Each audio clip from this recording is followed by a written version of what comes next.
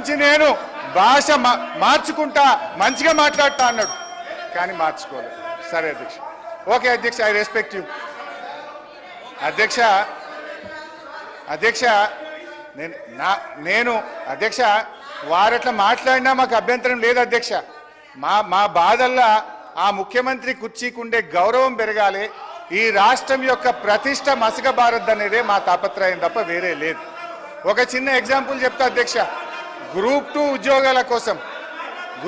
ఉద్యోగాల కోసం నిరుద్యోగులందరూ కూడా రోడ్ల మీదకి వచ్చి వాళ్ళు వాయిదా వేయాలని అడిగితే గౌరవ ముఖ్యమంత్రి గారు ఏమన్నారంటే, ఎవరైనా వాయిదా వేయమని అడిగేది, సన్నాసులు అడుగుతున్నారు వాయిదా వేయమని అన్నారు.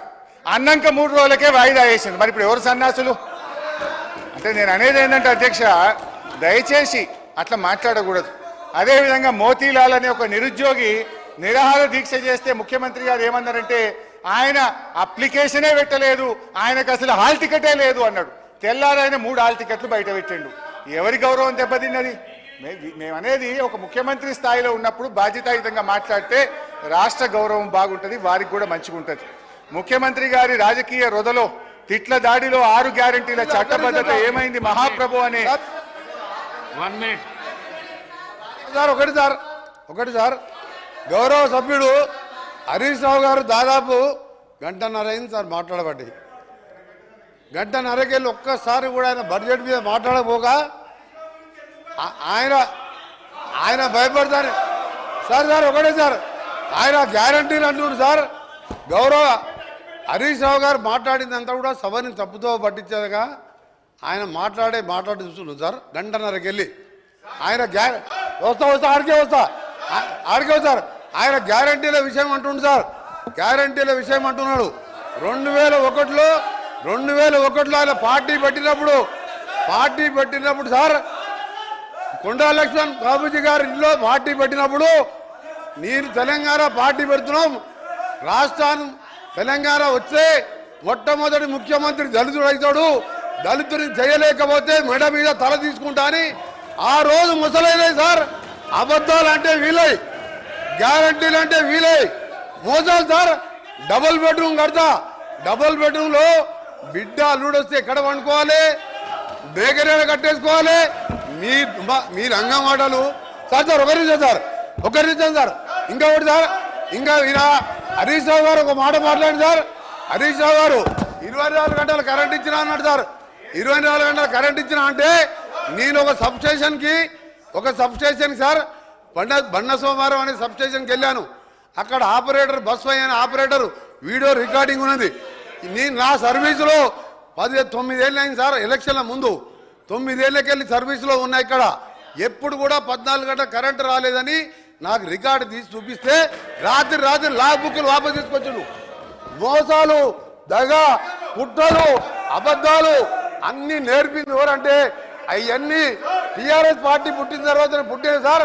ఇలా దళితులు ముఖ్యమంత్రి ఉన్నారు సార్. ఆఖరి మా దళిత ప్రతిపక్ష నాయకుడు ఉంటే చూసి ఓడవలేక 13 మంది శాసనసభ్యులని సంతలో పశువుల్లాగా కొని ప్రతిపక్ష హోదా లేకుండా చేసాడు. ఇవాళ హరీష్ రావు గారు మాట్లాడితే సార్, ఇవాళ దయ్యాలు వేదాలు వెళ్తున్నాయి. మొత్తం మోసం, దగ, కుట్రలు, కుతంత్రాలు. నిజంగా నువ్వు మాట్లాడే సార్ ఒక్క పాయింట్ కూడా సపోర్ట్ చేయాలి. ఇవాళ ఆయన మాట్లాడేమని సార్. అందుకని హరీష్ రావు గారు నీ దగ్గర సబ్జెక్ట్ లేదు. నేను అనుకోండి సార్. చివరిగా నిన్న టీవీలో చూసేవారు అంటే నిన్న కేసీఆర్ గారు ప్రెస్ మీట్లో సార్ కేసీఆర్ గారు మీడియా బయట పోయి రేపు కాంగ్రెస్ పార్టీ బడ్జెట్ మీద వచ్చి చీల్చి చెండాడుతా అంటే నేను 9 నెలలకే వచ్చి కూర్చున్నా సార్. ఇక చీల్చి చెండాడుతారు ఎవరి ఏం చెండాడు సార్. ఆయన వచ్చే మొగలు లేక ఈయనని పంపించిండు. మా బడ్జెట్ ఏమన్నా సార్ 72,000 కోట్ల, అగ్రికల్చర్ కోసం 72,000 కోట్లు పెట్టాం, ఇరిగేషన్కి 22,000 కోట్లు పెట్టాం. చేసేదే బడ్జెట్లో పెట్టాం. ఇవాళ మీలాగా మోసం బడ్జెట్ పెట్టలే. ఇవాళ చీల్చి చెండాడుతాడు సార్. కేంద్రం అన్యాయం చేస్తే, కేంద్రం తెలంగాణకి అన్యాయం చేస్తే సార్ కేంద్రం అన్యాయం చేస్తే చీల్చి చెండాని మునగాడు ఒక్క మాటకెళ్ళండి సార్ నోట్లకెళ్ళి. ఇవాళ మేము మా ముఖ్యమంత్రి గారు, మా డిప్యూటీ సీఎం గారు మంచి బడ్జెట్ ప్రవేశపెడితే ఇవాళ దాని గురించి మాట్లాడుతున్నారు సార్. కూర్చోండి. నిజంగా ఇప్పటికైనా డివియేషన్ చేయకుండా ఎమ్మెల్యే నీ- హరీష్ రావుకి సమాధానం చెప్పి మీరు మీ మీరు ప్రతిపక్ష అనకుండా నాయకుడు బడ్జెట్ రావాలని మీద డిమాండ్ మాట్లాడితే చేస్తున్నాం. ఎవరు రారు. కూర్చోండి ప్లీజ్ ప్లీజ్. హరీష్ రావు గారు అదే డివియేషన్ చేయొద్దని చెప్పాలి. మీరు ఇడికొచ్చుడు గారు. డివియేషన్ చేయకపోతే ఇవన్నీ రావు. డివియేషన్ చేయకుండా బడ్జెట్ మీద మాట్లాడండి. బడ్జెట్ మీదే మాట్లాడండి. మీరు మాట్లాడితే వాళ్ళు మాట్లాడతారు. ఇప్పుడు స్పీకర్ సార్, నేను మీ మాట మీద స్పీకర్ సార్, గౌరవం పెట్టి స్పీకర్ సార్, ఏ మంత్రికి కూడా అవకాశం